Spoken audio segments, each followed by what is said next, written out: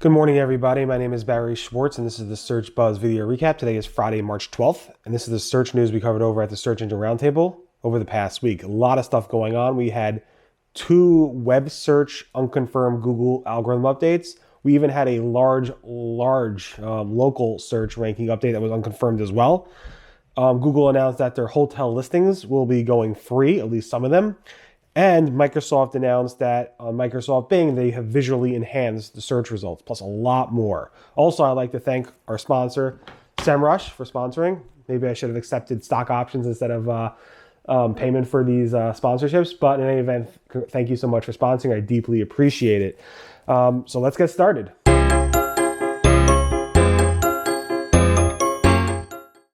Okay, so like I said, we seem to have 2 web search, Google normal organic search algorithm updates this week. None of them are confirmed. One was over the weekend, so this past weekend. So by the time you're watching it, about a week ago today, the ranking results and stuff like that were pretty unstable. A lot of chatter in the industry.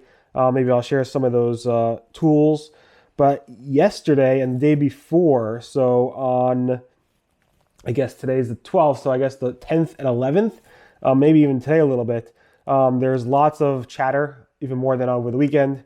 Also, all the tools are showing significant spikes around that date as well. Google has not confirmed any of those updates, but there were 2 significant updates. It's very weird because in 2021 so far has been insane, absolutely insane when it comes to Google search algorithm updates, all unconfirmed, except for the passage indexing or passage ranking rollout that we saw very little chatter about, to be honest. So very interesting there. And then on the local front, we saw, I think, the largest update we've seen ever from this tool called Bright Local.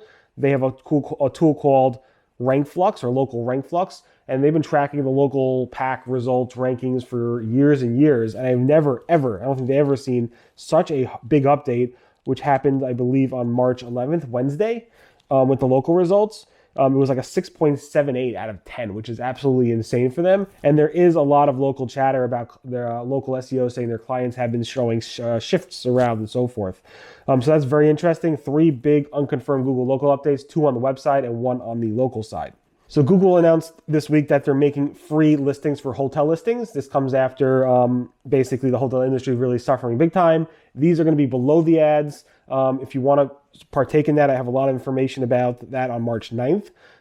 Keep in mind, this comes after Google making shopping free. And I think I think it was airline free pricing.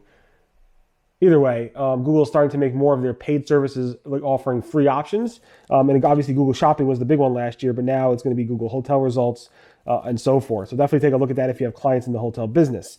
Microsoft announced big news this week that they have released a bunch of new visually improved interfaces for Microsoft Bing Search. They announced, and maybe I'll show some screenshots as I'm talking, an infographic-like search panel. Here's a screenshot of the panda coming out of the screen, which is pretty cool. Local answers now show more information. Expandable search carousels.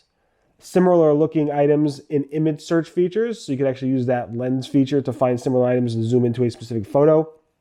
And the recipe results have more information. I have a video explaining this if you don't want to watch it in this video. It's on March 8th. Definitely take a look at that. A lot of cool improvements there. Martin Splitt said something that made me kind of chuckle. He doesn't like to talk about about ranking stuff, but he was asked about Core Web Vitals and the ranking factors there. And he said if a site has field data, not every site and not every page on the internet, I probably assume most pages on the internet do not have field data, meaning Google is able to use the Crux data, Chrome user experience data, which it gathers from users using the Chrome browser and surfing the web normally. Not all people go to all web pages on the internet ever, and not all web pages get enough visits for Google to collect enough data to come up with field data, again, people out in the field, to figure out the Core Web Vital data. And because of that, not all Google has to kind of estimate Core Web Vital data for stuff they don't have field data for. And that's why Martin Splitt said that pages that do have field data, meaning they have enough data to have Core Web Vital data from real field data. Just so you know, the SD card filled up, so I had to erase some things and start again. So I'm going to pick up where I left off. So we're having reports again of Google's recipe rich results missing the images again. This is something happened like 2019 a couple times over the years. It was some type of bug and Google seemed to fix it. And now it seems to be happening again. A very popular chef, David Late, said it's happening with his site and a bunch of other sites that he tracks.